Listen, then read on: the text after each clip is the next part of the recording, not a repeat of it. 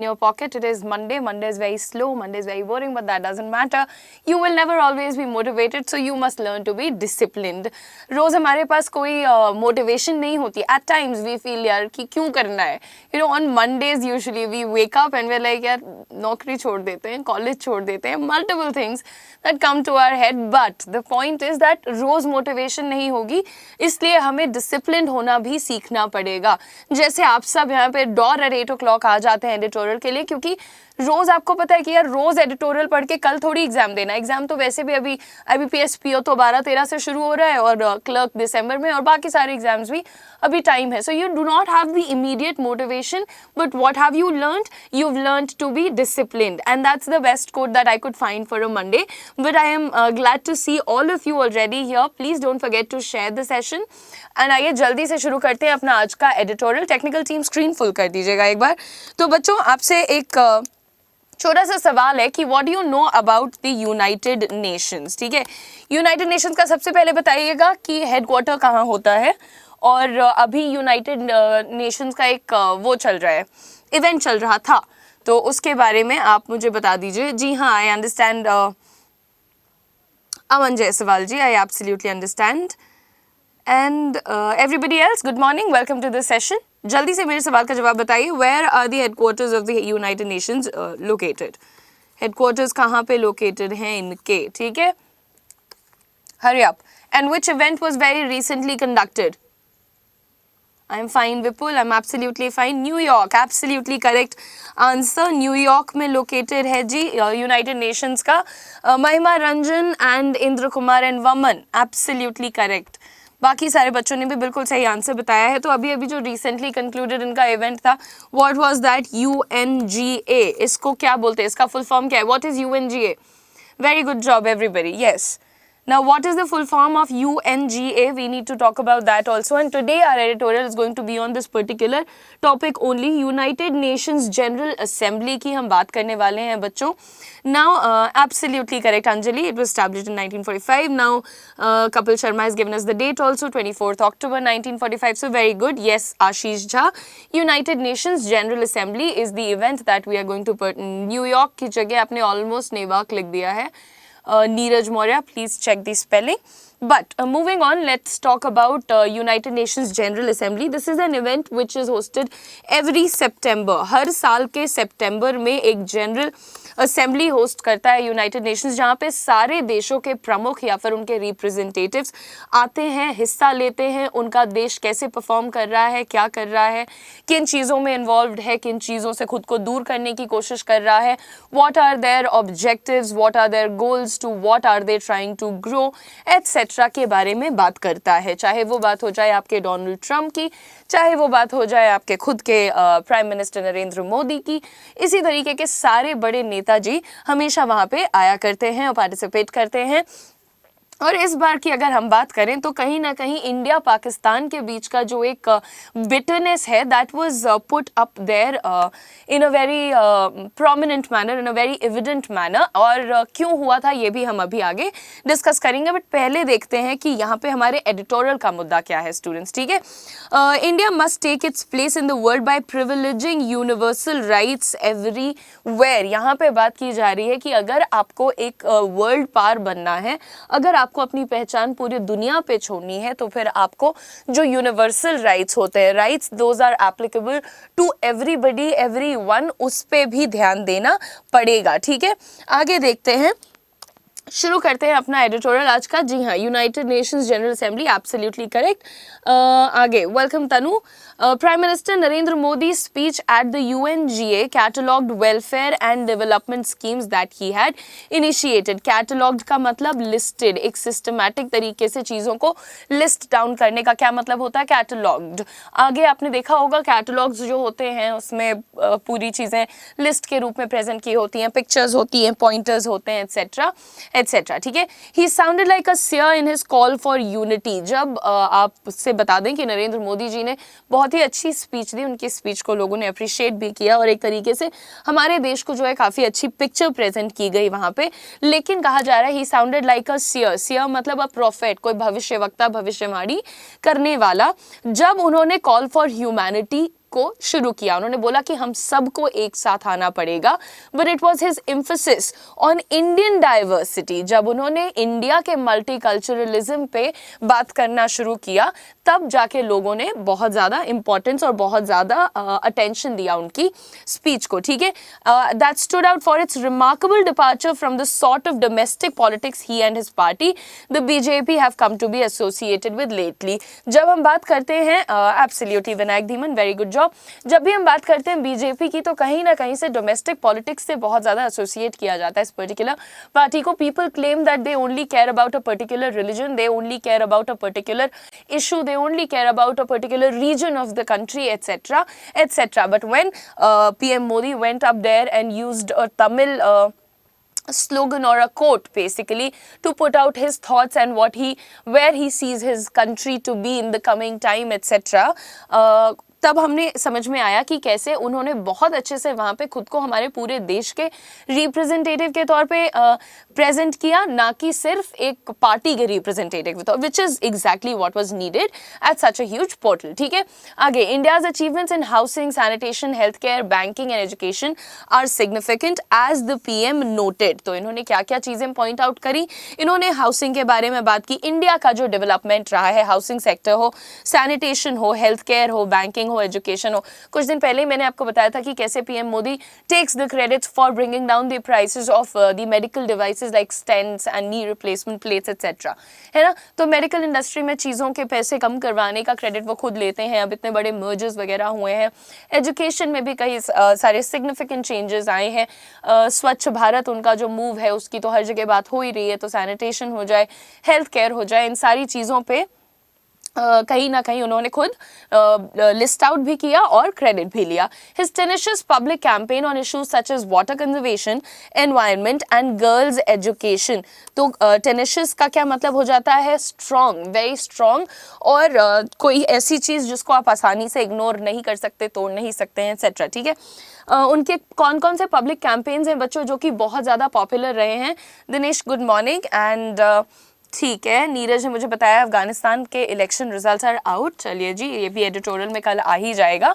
आज बात करते हैं यहाँ पे कि उनका वाटर कंजर्वेशन का जो कैंपेन है उसके बारे में बहुत बात की जाती है, एनवायरनमेंट के बारे में जो से रिलेटेड जो उनका कैंपेन है उसके बारे में बहुत बात की जाती है, गर्ल्स एजुकेशन से रिलेटेड जो उनका कैंपेन है उसका नाम तो मुझे आप लोग खुद बता देंगे, बेटी बचाओ बेटी पढ़ाओ आंदोलन की भी बात, बहुत ज़्यादा आंदोलन नहीं, that's basically a movement, anyway, has brought these issues to the center of the development discourse and he deserves full credit for it। ये सारी बातें जी अभी तक बता रहा है एडिटोरियल कि उन्होंने वहां पे की, ठीक है।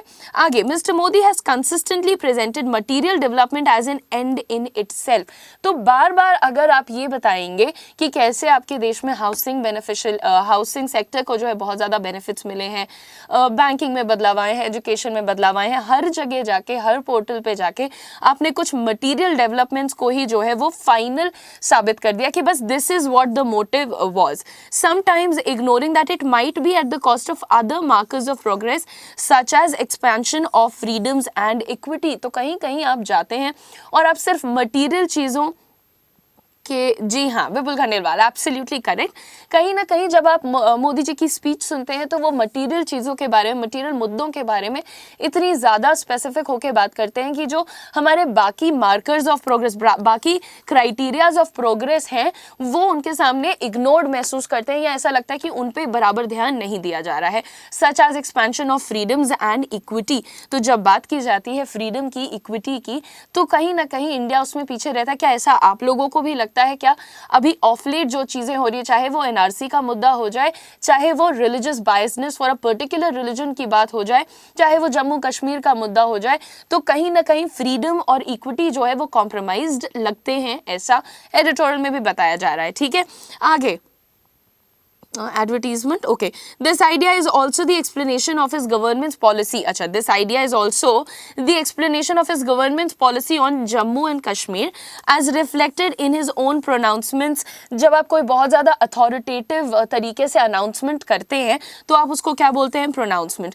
and those of other officials during their diplomatic outreach in the US, a prime minister's use of global pulpit to show, so एक global पोर्टल पे खड़े होके अगर आप इंडिया की प्रोग्रेस प्रोग्रेस और डाइवर्सिटी को दिखाते हैं एक ऐसे विश्व में जो कि बटा हुआ है, डिवाइडेड है, and deliver a message of unity would have been inspiring for all Indians. तो वहाँ पे लेकिन क्या हो गया कि उन्होंने जम्मू और कश्मीर का जो एक मुद्दा है उसको कहीं ना कहीं बहुत ज़्यादा हल्के में इग्नोर कर दिया। Hello everyone, welcome to the class. Hopefully आपको ये चीज़ें समझ में आ रही है। जी रितेश यादव, 11 o'clock क्लास होगी IBPS क्लर्क की, I will be taking it. अभी के लिए बच्चों अगर आपको समझ आ रहा है तो सेशन को शेयर ज़रूर कर दीजिएगा। फिलहाल आगे बढ़ते हैं और देखते हैं। This idea is also the explanation of the governments policy. जिस तरीके से जम्मू कश्मीर के पूरे मुद्दे को एक्सप्लेन किया गया और अपने ही पॉइंट ऑफ व्यू से कि कैसे हम चाहते हैं कि वहाँ पे ये हो जाए, हम चाहते हैं कि हमारे देश का एक हिस्सा बन जाए, एट्सेट्रा एट्सेट्रा, और मटीरियल तरीके से जम्मू एंड कश्मीर के मुद्दे को बहुत ज़्यादा देखा जा रहा है, एक्सप्लेन किया जा रहा है। अगर वहीं पे आप एक देश के प्रधानमंत्री होने के नाते से आप क्या कर सकते थे कि आप इंडिया की प्रोग्रेस और डाइवर्सिटी को दिखाते कि कैसे हमारा पूरा देश एकजुट होके एक यूनाइटेड तरीके से आगे बढ़ रहा है, तो वो बहुत ज़्यादा इंस्पायरिंग होता। But his UNGA speech seats eight odds with his campaigns speeches at home and corresponding administrative measures. तो जो उनकी पार्टी का और उनका एक इमेज रहा है हमारे खुद के देश में डोमेस्टिक तरीके से अगर लेवल पे देखा जाए, तो वो और जो जिस तरह से उन्होंने चीज़ों को प्रेजेंट किया है इंटरनेशनली, उसमें कहीं ना कहीं कॉन्फ्लिक्ट हो रहा है। बाहर जाके तो आप बताते हैं कि वी आर ग्रोइंग टुगेदर, या आप इस तरीके की पिक्चर्स पेंट करना चाहते हैं, but then what's happening inside, यहाँ पे जो चीज़ें चल रही हैं वो कहीं ना कहीं conflicting है. The claim that there can be a neat insulation of internal issues of a country from global concerns is antithetical to the rationale of all institutions, particularly the UN. अगर आप ये द क्लेम, ऐसा claim किया जा रहा है लोगों के द्वारा कि ये जो हमारे इंटरनल इश्यूज हैं उनको दबाने के लिए, उनको कंट्रोल करने के लिए, ताकि वो ग्लोबल कंसर्न ना बने, इस तरीके से हमारी दूसरी पिक्चर प्रेजेंट की जा रही है स्पीच में। एंड एंटीथेटिकल का क्या मतलब होता है? कंप्लीटली ऑपोजिट, ठीक है, absolutely opposite. Two things that are put together and are absolutely opposite. जी हाँ, तनु राजपूत, पल्पिट का मतलब होता है stage, platform, portal etcetera. To the rational of all global institutions, particularly the UN, ताकि वो ग्लोबल कंसर्न ना बन सके, ताकि लोगों तक हमारे डोमेस्टिक इश्यूज ना पहुंच सके, ऐसे लोगों के क्लेम है। I really don't have an opinion over this, ठीक है। All right, right, absolutely opposite. Antithetical का मतलब होता है absolutely opposite, contradictory. Populist politics around the world has sought to privilege national sovereignty over universal values। तो sovereignty का मतलब सबको पता है यहाँ पे, the authority to govern one's own state, ठीक है। Sandeep Yadav, welcome to the class. And commitments, slacking off efforts to tackle. Slack off का क्या मतलब होता है? पहले जितनी एनर्जी से शुरू किया जाए उससे एनर्जी जब धीरे धीरे कम होने लगती है तो उसको हम स्लैक ऑफ बोलते हैं। To tackle critical challenges, tackle का मतलब सॉल्व करना, एड्रेस करना, ठीक है, that is tackle critical challenges that are transnational. Human rights, democracy and liberty are as much global questions as climate change, health and terrorism। तो यहाँ पे यही बताया जा रहा है कि कैसे ह्यूमन राइट्स हो जाए, डेमोक्रेसी हो जाए या फिर लिबर्टी हो जाए, ये सारे उसी लेवल पे इंपॉर्टेंट हैं जितना कि क्लाइमेट चेंज, हेल्थ और टेररिज्म है, ठीक है। Selective globalisation is difficult to sustain और डिफेंड। अगर आप सिलेक्टिव ग्लोबलाइजेशन करना चाहते हैं कि कुछ मुद्दों को लेके तो आप ग्लोबलाइज कर रहे हैं, बातें इंटरनेशनल पोर्टल तक जाते हैं, बात करते हैं उन चीज़ों को लेकर, लेकिन वहीं पे कुछ मुद्दे आ जाते हैं जैसे कि फ्रीडम, इक्विटी एटसेट्रा, तो आप क्या करते हैं कि उनसे आप उन्हें एड्रेस करने से घबराते हैं या उनके लिए एक डुअल पॉइंट ऑफ व्यू रखते हैं, इनफैक्ट अलग अलग रखते हैं। इंटरनेशनल अलग होता है और डोमेस्टिक, उनको लेके आपका पॉइंट ऑफ व्यू अलग होता है। कट करना, स्लैक ऑफ करना, रिड्यूस करना etcetera, right.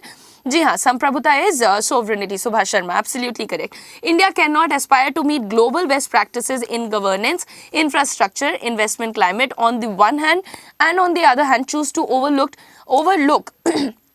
Soft power attribute such as tolerance, pluralism and diversity. एक तरफ तो आप इन सारे मुद्दों की बात करते हैं जो कि आपको ग्लोबलाइज करेंगे, एज अ नेशन आप ग्लोबल पावर बनेंगे, जिसमें बात की जा रही है गवर्नेंस, इंफ्रास्ट्रक्चर और इन्वेस्टमेंट की।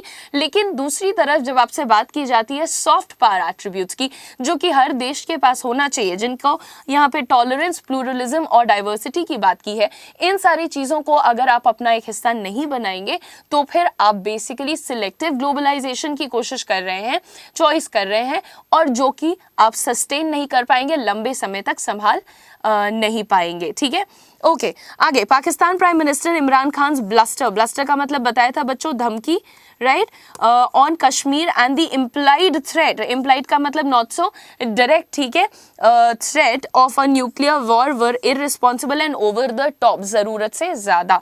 तो यहाँ पे पहले बता दूं आपको कि पाकिस्तान के जो प्राइम मिनिस्टर हैं इमरान खान, उन्होंने बहुत सारी बातें की, उन्होंने बहुत पर्सनल कमेंट्स किए हमारे देश के ऊपर।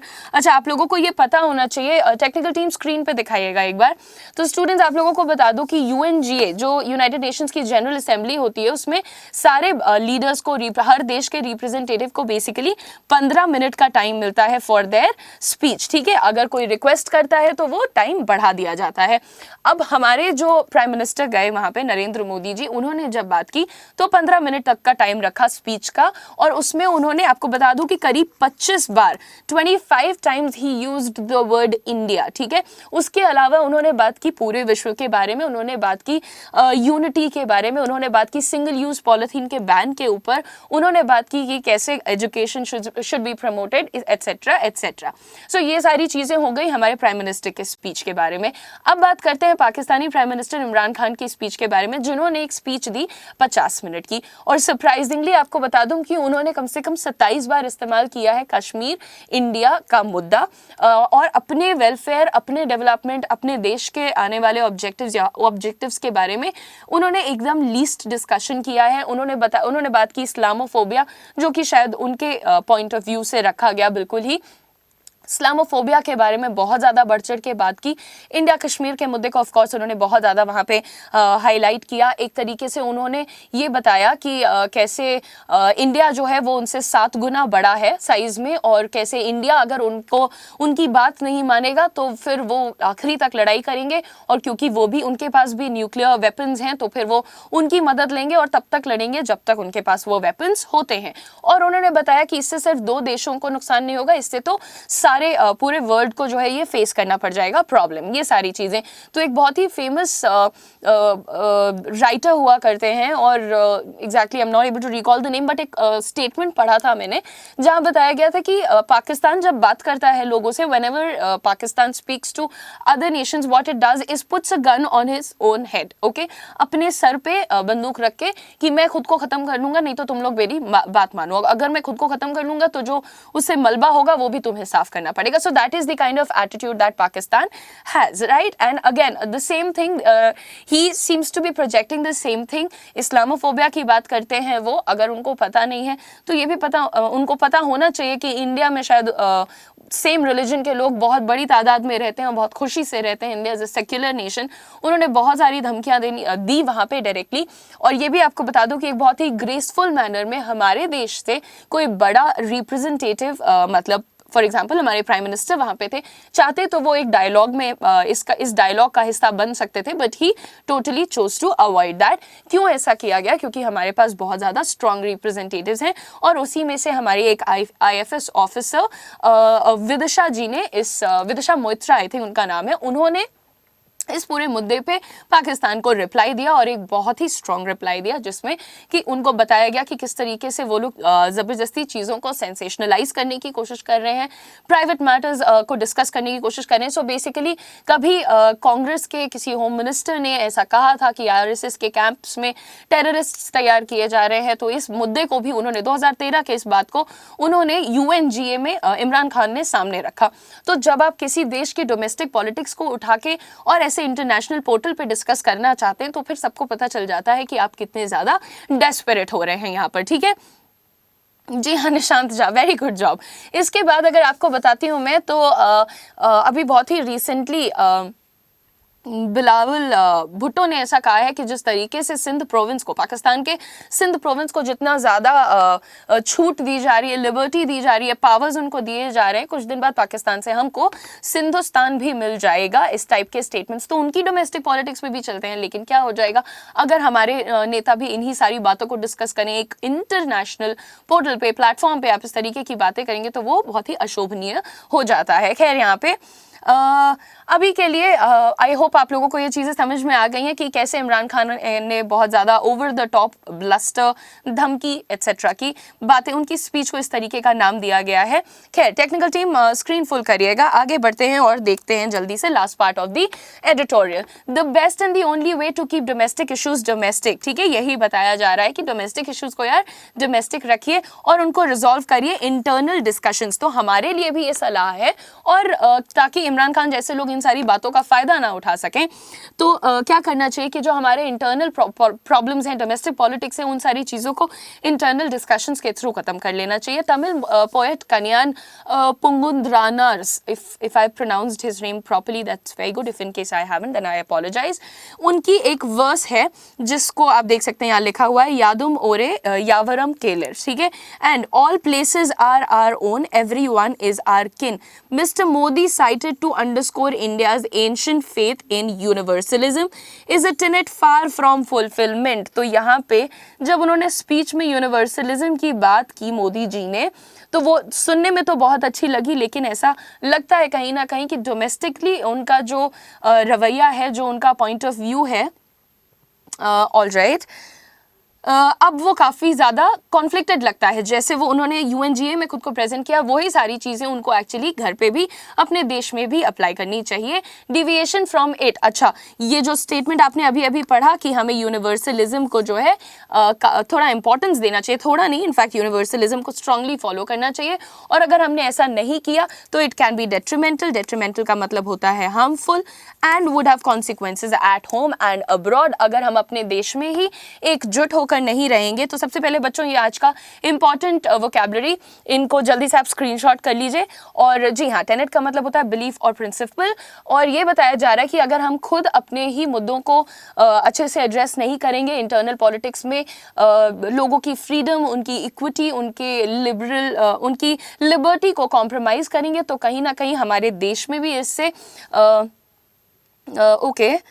ठीक है, हमारे देश में भी इससे जो है क्या कहते हैं, लोग नाखुश होंगे, डिस्प्यूट्स होंगे, केओस होगा, मेस होगा, और abroad in fact on international level also our country will suffer. ठीक है, so everyone, if you've taken the screenshot of these words already, cataloged, sear, tenacious, pronouncement, pulpit, antithetical, rational and populist, ये सारी चीज़ें मैं आपको समझा के भी आ चुकी हूँ। होपफुली आप लोगों ने स्क्रीनशॉट ले लिया है, तो बच्चों एक काम करना, जल्दी से थम्स अप कर देना। slacking off is the other phrase which was used to do something with less effort or energy than before। इसी के साथ बच्चों हम आ चुके हैं आपके सेशन के एंड पे। टेक्निकल टीम स्क्रीन पे दिखा दीजिएगा जल्दी से, और सेशन में जुड़ने के लिए बहुत बहुत शुक्रिया बच्चों। होपफुली आप लोगों का मंडे अच्छा बीते।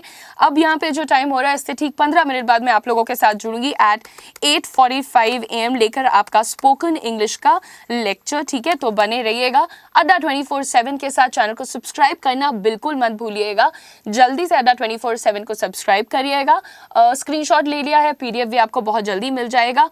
सियर का मतलब मैं आपको बता चुकी हूँ, प्रॉफिट, जिसको चीज़ें दिखाई देती हैं, भविष्यवाणी करने वाला। थैंक यू वेरी मच बच्चों, एक बार फिर से आप लोगों का बहुत बहुत धन्यवाद मेरे साथ जुड़ने के लिए। 10 मिनट बाद, 15 मिनट बाद बेसिकली आपके स्पोकन इंग्लिश के लेक्चर में मेरे साथ जुड़ना बिल्कुल मत भूलिएगा। सीखते हैं फ्लुएंटली इंग्लिश कैसे बोलते हैं। ठीक है, so take care, bye bye, all the best. मिलते हैं 15 मिनट बाद ओनली ऑन अड्डा 24/7।